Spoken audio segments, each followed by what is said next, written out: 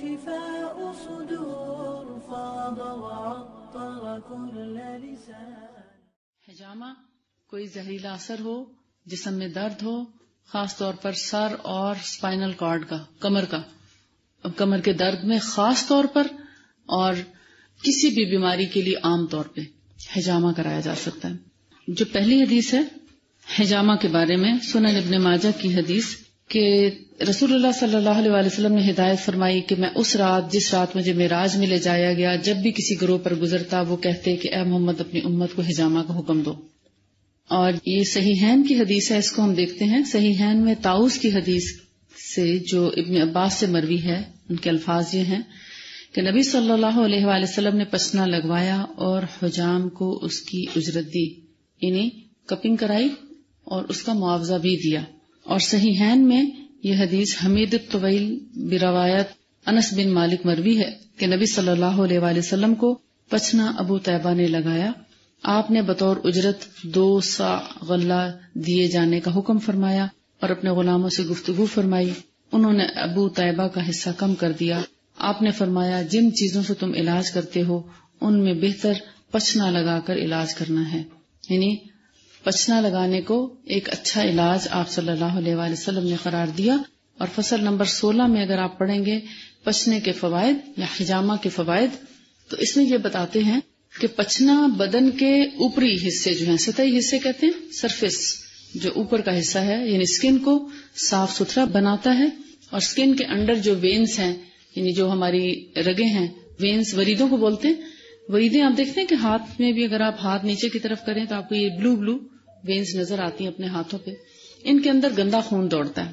جو صاف خون ہے وہ اللہ تعالیٰ نے اندر کی طرف رکھا ہے، اور جو گندا خون ہے وہ اوپری سطح پہ رکھا ہے کہ اگر ضائع بھی ہو تو گندا خون ضائع ہو، اسکن پہ چوٹ لگے تو گندا خون ہی ضائع ہو، صاف خون نہ ضائع ہو. کیونکہ صفائی بہت مشکل سے ہوتی ہے نا، گند مچانا آسان ہے. آپ دیکھیں نا، صفائی مشکل سے کرتے ہیں نا. کسی کمرے میں آپ کو کہا جائے کمرہ صاف کریں تو آپ کو مشکل نظر آئے گا، مگر اگر آپ کو کہیں کہ کوئی بات نہیں، آپ بیٹھیں ریلیکس کریں، جیسا بھی چاہیں اس کو استعمال کریں، تو گند مچانا بہت آسان ہے. تو اسی طرح اگر یہ گندا خون ہے ویسٹ ہو بھی جائے گا تو اتنا حرج نہیں ہوتا. اور جو صاف شدہ خون ہے اللہ تعالیٰ نے اس کی پروٹیکشن کی، اس کو ہمارے اسکن کے اندر رکھا، نیچے کی طرف رکھا. اور یہ جو وینز ہیں بیسیکلی حجامہ انہی کو ڈیٹاکسیفائی کرتا ہے، انہی کو صاف ستھرا بناتا ہے. جو ان کے اندر خون ہے، اس کے اندر جتنی گندگی ہے اس کو باہر نکالنے کا کام دیتا ہے. اور اس میں کہتے ہیں حجامہ میں فسد سے زیادہ ظاہر جسم کے نقی و صفی بنانے کی، یعنی کہ صاف ستھرا بنانے کی صلاحیت ہے. اور بدن کے گہرے حصوں کی صفائی کے لیے فسد بہترین ہے. گہرے حصے مین کے اندرونی زخم ہے، اگر جیسے سرطان یا کینسر یا کوئی ایسی اندرونی پھوڑا بن جاتا ہے، کوئی اندرونی ایسا گہرا زخم ہو جاتا ہے، اس کے لیے کیا کیا جاتا ہے؟ فسد آپ نے پڑھا، کٹ لگا کے اور اندر سے گندگی کو سک کیا جاتا ہے، چیرا دے کے اسکن پہ، اور ڈیپ اس کو اندر سے صاف کیا جاتا ہے. جبکہ حجامہ جو ہے اس کا طریقہ کار تھوڑا سا فرق ہے. کپس ہوتے ہیں، ان کو پیچھے جو آپ کی ابھری ہوئی جگہ ہے، ابھار آپ دیکھتے ہیں اپنے گردن کے پیچھے ابھار جو ہے، اس ابھار کے اوپر ایک کپ لگایا جاتا ہے. کپ کے پیچھے ایک ہول ہوتا ہے، اس میں ایک خاص سکر لگا کے اس ہول سے، اور ایئر جو ہے وہ اندر کی سک ہو جاتی ہے، تو پیچھے ایک جیسے چاند کی طرح ابھار بنا ہوا نظر آتا ہے، جیسے آدھے گیند کی طرح. ٹھیک، جب وہ ابھار سا آ جاتا ہے تو اس کو 3 سے 4 منٹ تک ایسے چھوڑ دیتے ہیں ابھار کو. اس کے اندر گندا خون آ جاتا ہے، ادھر ادھر کی جو ہوا ہے یا گیسٹرک ہیں یا ایئر لاک جیسے ہو جاتی ہیں، کبھی کبھار ایسا درد شروع ہو جاتا ہے، کسی دوا سے نہیں جاتا. تو جب وہ اس سے سیکشن کی جاتی ہے 3-4 منٹ کے لیے اس کو چھوڑا جاتا ہے، پھر اس کپ کو اتار دیا جاتا ہے. ایک خاص طریقہ ہے، اور جب اس کو اتارا جاتا ہے تو ابھار تھوڑی دیر کے لیے قائم رہتا ہے. اس ابھری ہوئی جگہ پر بعض لوگوں کی وہ بہت بلوئش ہو جاتی ہے، کالی ہو جاتی ہے. جتنا اس کا colour dark who it means کہ اتنا ہی اس کو ڈیٹاکسیفائی کرنے کی ضرورت ہے. اس میں بہت باریک باریک کٹ لگائے جاتے ہیں، 15 سے 17 کٹس لگائے جاتے ہیں ایک ابھار پہ، بہت چھوٹے چھوٹے بلیڈ کے ساتھ، بہت باریک بلیڈ کے ساتھ.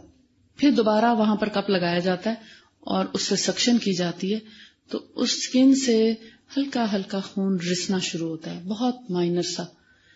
زیادہ تر پانی اور ایئر ہی آتی ہے، مگر بلڈ بھی آتا ہے. تو وہ جو گندا خون ہے سم ٹائم ایسے کلاٹ کی شکل میں آ رہا ہوتا ہے، وہ جو ریلیز ہوتا ہے اس سے بہت سی تکالیف میں سکون آ جاتا ہے، اس کو کہتے ہیں پچنا لگانا۔ پرانے زمانے میں جونکیں بھی لگا دی جاتی تھی۔ جونک آپ سمجھتے ہیں؟ ایک کیڑا ہوتا ہے سانپ کی شکل کا چھوٹا سا، مگر وہ اس وقت تک لگا رہتا ہے جب تک کہ وہ پوری طرح اس کا پیٹ بھر نہیں جاتا، وہ خون پیتا رہتا ہے، لیکن اس کے کاٹنے کا کوئی خاص درد نہیں ہوتا۔ اس کو اتارنے کے لیے بھی گرم گرم سلائی لگائی جاتی ہے، تب وہ اترتا ہے، ورنہ وہ اترتا نہیں اس سے پہلے۔ تو وہ بھی ایک طریقہ ہے، لیکن ہجامہ سب سے بیسٹ طریقہ ہے ان سارے طریقوں میں سے۔ ابھی تک پاکستان میں اس علاج کو بطور رواج عام نہیں کیا گیا، لوگ جانتے ہی نہیں اس کے بارے میں کہ یہ بھی کوئی طریقہ علاج ہے، لیکن سنت طریقہ علاج ہے۔ آپ صلی اللہ علیہ وسلم نے کروایا، سر درد میں کرایا، جب یہودی عورت نے زہر کھلانے کی کوشش کی تھی تو اس کے بعد بھی آپ نے اس کو کروایا۔ تو یہ جسم کو بیسیکلی ڈیٹاکسیفائی کرتا ہے، زہریلے اثرات اس سے نکلتے ہیں اور جسم ہلکا پھلکا ہو جاتا ہے، دردوں سے نجات ملتی ہے۔ یہ میں سعودیہ سے سیکھ کے آئی تھی، لیکن میرے پاس ٹائم نہیں ہے کیونکہ میرا اپنا کام اتنا ہے کہ میں اس کو بطور علاج نہیں کر سکتی۔ اس لیے اگر آپ میں سے کوئی سیکھنا چاہیں تو آپ اپنی انچارج سے بات کر سکتے ہیں، ان کو اپنا کانٹیکٹ نمبر دے سکتے ہیں اور ان کے ذریعے پھر ہم اس کا کوئی اہتمام کر سکتے ہیں۔ آپ صلی اللہ علیہ وسلم نے فرمایا، ایک اور حدیث میں ہے کہ بہترین دوا ہجامہ اور فسد ہیں، یعنی اگر جسم کے اندر کوئی ایسا زہریلا مادہ ہے یا کوئی ایسا زہریلا زخم ہے تو فسد کرا کے اس کو ڈائریکٹ نکالا جا سکتا ہے، بجائے اس کے کہ آپ اینٹی بایوٹک کھا کھا کے اپنے پورے جسم کو نقصان پہنچائیں۔ بہتر ہے کہ اس گندگی کو لوکلی خارج کر دیا جائے۔ استفراغ، یہ بھی استفراغ کا ایک طریقہ ہے نا، استفراغ آپ نے پڑھا تھا نا، جسم کو کسی بھی گندگی سے فارغ کرنا، اس کو فراغت دینا۔ مونڈھوں کا پچنا کندھے اور حلق کے درد کے لیے بھی مفید ہے۔ بیسیکلی اس کو کہتے ہیں، جو بھار ہے نا، اس کو سننا اسپاٹ کہتے ہیں، یعنی نبی صلی اللہ علیہ وسلم نے یہاں پر پچنا لگوایا، اس لیے اس کو تمام دنیا میں سننا اسپاٹ کا نام دیا جاتا ہے کہ یہ سنت طریقہ ہے یہاں پر پچنا لگانے کا۔ اور آپ صلی اللہ علیہ وسلم اپنی گردن کے پہلوی حصوں اور گردن کے زیری حصوں پر، یعنی پہلوی حصے سائڈز ہوتے ہیں اور زیری حصے نیچے کے حصے گردن کے ساتھ ساتھ، ان پر بھی پچنا لگوایا کرتے تھے۔ صحیحین میں حضرت انس ہی کی روایت ہے کہ رسول اللہ صلی اللہ علیہ وسلم 3 بار پچنے لگواتے، 1 بار اپنے مونڈے پر اور 2 بار گردن کے پہلوی حصوں پر۔ بیسیکلی جب ایک کپ لگایا جاتا ہے تو اس کو 1 سے 3 دفعہ تک لگایا جاتا ہے، جب تک کہ اس کے اندر سے پانی کا رسنا بھی بند نہیں ہو جاتا، یعنی پہلے بلڈ آتا ہے اور پھر اس کے بعد تھوڑا تھوڑا پانی کا قطرہ آنے لگتا ہے، جیسے پسینہ آتا ہے جسم کو، تو جب وہ پانی آنا بھی رک جاتا ہے تو پھر اس کو لگانا بند کر دیتے ہیں، یعنی اس کا مطلب اب مزید کچھ نہیں نکلے گا۔ اور ایک اور حدیث میں ہے کہ آپ نے پچنا لگوایا جبکہ آپ محرم تھے، یعنی احرام کی حالت میں تھے، اور پچنا آپ نے سر درد کی وجہ سے لگوایا تھا جو آپ کو تھا یا جس سے آپ متاثر تھے، یعنی آپ کو احرام کی حالت میں سر میں درد ہوا تو آپ نے بجائے کوئی دوا کھانے کے ہجامہ کروایا یا پچنا لگوایا۔ اور حضرت علی نے فرمایا کہ جبرائیل علیہ السلام پہلوے گردنوں دوش کے ہجامہ کا حکم لے کر نازل ہوئے، پہلوے یعنی گردن کے سائڈز، ان پر ہجامہ کروانے کے لیے آپ کے پاس اللہ کا حکم لے کر نازل ہوئے۔ ان سب چیزوں سے آپ کو کیا پتہ چلتا ہے کہ یہ ایک سنت علاج ہے اور اس کے کرانے میں کوئی حرج نہیں، اگر آپ کو موقع ملے تو بطور سنت علاج کے آپ اس کو کروا سکتے ہیں۔ اور آخری حدیث جو ہے اس میں کہ حضرت جابر نے بیان کیا کہ رسول اللہ صلی اللہ علیہ وآلہ وسلم نے اپنے کولے پر پچنا لگوایا اس لیے کہ کولا موچ کھا گیا تھا۔ ہو سکتا ہے یہاں پہ کوئی ایسا بل پڑ گیا ہو، جیسے چک نہیں پڑ جاتی، ہو سکتا ہے چک پڑ گئی ہو، تو پھر آپ نے اپنے کولے پر پچنا لگوایا۔ اس کا مطلب یہ ہے کہ جسم کے کسی بھی حصے پر پچنا لگوایا جا سکتا ہے، ایون ٹخنوں کے آس پاس بھی لگایا جاتا ہے، ٹانگوں میں، گھٹنوں کے آس پاس اور جسم کے مختلف حصوں میں، بازوؤں میں، ہاتھوں میں، بہت سی جگہوں پہ پچنا لگایا جا سکتا ہے۔